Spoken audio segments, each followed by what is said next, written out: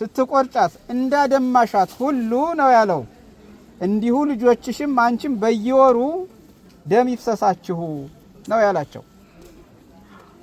ያ ምክንያት ነው። ዛሬ መርገም ነበር የሚባለው። እመቤታችን ወደዚህ ዓለም መጥታ ይሄንን በሴቶች ላይ የነበረውን ስድብ እስከምታርቅ ድረስ መርገም ይባል ነበረ። ከዛ በኋላ ግን ምን ተብሎ ተቀየረ? የወር አበባ። ታዩታላችሁ። አበባ እዚህ ጋር ያደረጉላት መርገማችንን አርቀሽ እናንተ መርገም እናንተም ራሳችሁ መርገምንም ያመጣችሁብን እናንተ የሚባለውን ስድብ አርቀሽ ዛሬ ግን እንደ አበባ እንድንፈካ ሰውነታችንም ደስተኛ እንዲሆን ይኸውም በኦሪቱ ሕግ ሴቶች ወርሃዊ ልማደ አንስት ሲታያቸው ከከተማ ወጥተው ከሰው ተለይተው ጎጆ ተሰርቶላቸው እዛ ውስጥ ከሰው ተገለው ነበር የሚኖሩት። 8 ቀን ሲሞላቸው ጸበል ይሄ ምቅም የሚባለው አይታችሁታል አይደለ? እዛ ውስጥ ገብተው ተጠልመው ተጠምቀው ነው ወደ ሰው የሚቀላቀሉ የነበረው። ምን ስለሆነ? መርገም ስለሆነ። ያንን መርገም ሰው መንካትም አካባቢው መድረስም ስለሌለበት እነሱም የዚያ መርገም አምጪዎች ስለሆኑ ከዛ በኋላ ግን እመቤታችን ከመጣች በኋላ ዛሬ ምን ችግር አለ? ይታይም ይምጣም አይምጣም ሁላ ተደበላልቀን ነው አይደል የምንኖረው? ብቻ ቤተ መቅደስ እንዳንገባ ተከልክለናል። ለምን? መርገም ስለሆነ አይደለም የተከለከል ነው። ቤተ ክርስቲያን የነጻችው በክርስቶስ ደም ነው። የክርስቶስ ደም ያነጻትን ቤተ ክርስቲያን የሰው ደም እንዳይፈስባት ክልክል ስለሆነ ሴቶች ከገረገራ ውጪ ሆነው ከሁለተኛው ከሶስተኛው እድሞ ማለት ነው። ገረገራ በሀገራችን መቼም በዚህ ሀገር ለማስተማር አይመችም ማለት ታውቃላችሁ። ሀገራችን አንደኛው ገረገራ፣ ሁለተኛው ገረገራ፣ ሶስተኛው የሚባል አለ አይደለ? እድሞም የሚባል አለ ወደዚህ ወደ ትግራይ አካባቢ አይደለ? ከዛ ከሶስተኛው እድሞ ወይም ገረገራ ሆነው ታምር ሰምተው ይሄዱ ይላል። ቤታቸው ይሄንን ምክንያት አድርገው ይቀመጡ አይልም መጽሐፉ። አይ እኔ እንደዚህ ነኝ አልሄድም ብትይ ምክንያት አልተሰጠሽም። ሴት ቤተክርስቲያን መሄድ አልተከለከላቸውም። ከቅጽር ሆናችሁ ታምር ሰምታችሁ የቅዳሴ ድምጽ የስብከት ድምጽ ሰምታችሁ እንድትሄዱ ታዟል ማለት ነው። እሺ እግረ መንገዱን ተማሩት። ስለዚህ ይሄኛው እባብ እመቤታችን እንደዚህ ስትረግጠው ምንድነው ምክንያቱ ነው?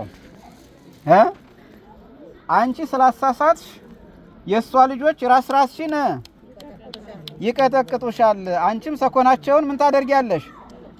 ትነክሻለሽ። ዛሬ እባብ ቶሎ ብሎ ሰው ካየ ሩጦ ሄዶ ምኑን ነው የሚነክሰው? እግሩን ነው አይደለም የሚነክሰው? አዎ። እነሱ ደግሞ ሲያገኙት ምኑን ነው የሚቀጠቅጡት? ራሱን ነው የሚቀጡት። ያ ለጊዜው ነው። ፍጻሜው ግን በመስቀል ላይ ከሷ የተወለደው ኢየሱስ ክርስቶስ ትልቁን ዘንዶ ዲያብሎስን በመስቀሉ ጠርቆ ቀጥቅጦ አጥፍቶልናል። የተመሰገነ ይሁን። አሜን። ያንንም የሚያሳይ ነው ይሄኛው። እዛ ጋር ያለውን ነገር አሳይቼ ነበር ወደዚህ መጣት የነበረ። የዚህን ትርጉም ማን ነው የሚነግረኝ? ኧረ ጉድ ነው። እኔ ሳልደክም እናንተ ደከማችሁ እንዴ? እዛ ጋር የተቀመጣለ ዘማዶ የሚያንቀላፋል ነው። ወደዚህ ዘና በሉ። እሺ ይታያችኋል። ደብሊው ኤክስ ቲ የለም። አዎ ኤ ደብሊው ምንድነው?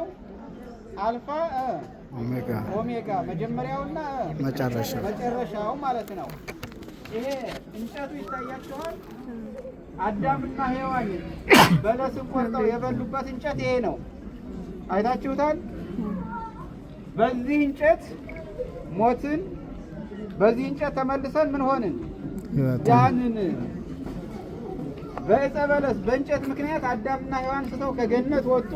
ክርስቶስ በእንጨት ላይ ተሰቅሎ መልሶ አዳነን። ይሄ መስቀሉ ከእንጨቱ ነው። እንጨቱ ለውድቀታችን ምክንያት ነው፣ ለመነሳታችንም ምክንያት ነው። ይሄኛው ክርስቶስ ማለት ነው። ክርስቶስ ማለት ኬ ይታያቸዋል አይደል? ክርስቶስ ይላል እና ፒራልዩ ይላል። ክርስቶስ በተሰቀለበት ዕለት ቀን ጠፋ ይላል። ፒራልዩ ማለት በኢትዮጵያ ወይም በግዕዝ ቋንቋ ቀን ጠፋ ማለት ነው። ታውቃላችሁ? ቀን ጠፋ ይሄ ቆንጥር እሾህ ያለው እሾሁን ታውቁታላችሁ? ፒራልዩ ማለት ቀን ጠፋ ማለት ነው በግዕዝ ይላል። ክርስቶስ ሲሰቀል ፀሐይ ምን ሆናለች? ጨለመች አይደለም? ስለዚህ ቀን አልጠፋም፣ ጠፍቷል። ከቀን ጥፋት እግዚአብሔር ይሰውራል። እና ይሄ ስዕል ያንን የሚያሳይ ነው ለማለት ነው። እዚህ ጋር ያለውን ጨርሰናል። በ2000 ስንት ነው የሚለው? መስለፍቶ ወልደ 2013 ላይኛውም በ2013 ነው፣ ታችኛውም በ2013 ዓመተ ምህረት ይሄ ስዕል መጥቶ እዚህ ተቀምጧል ይላል። ከኢትዮጵያ ነው ተሰርቶ የመጣው። አይታችሁታል። ምንድነው ይሄ? ልዩ ሞዛይክ ነው። ሁሉ እነዚህ ትንሽ ያረጁ ናቸው። ይሄ ግን ምንድነው? አዲስ ነው። ከውስጥም በስማችን የተቀመጠ ስዕል አለ ከቡናችን ጋራ። ቡና ዛሬ እንዴት ነው የሚያፈላ ይኖራል።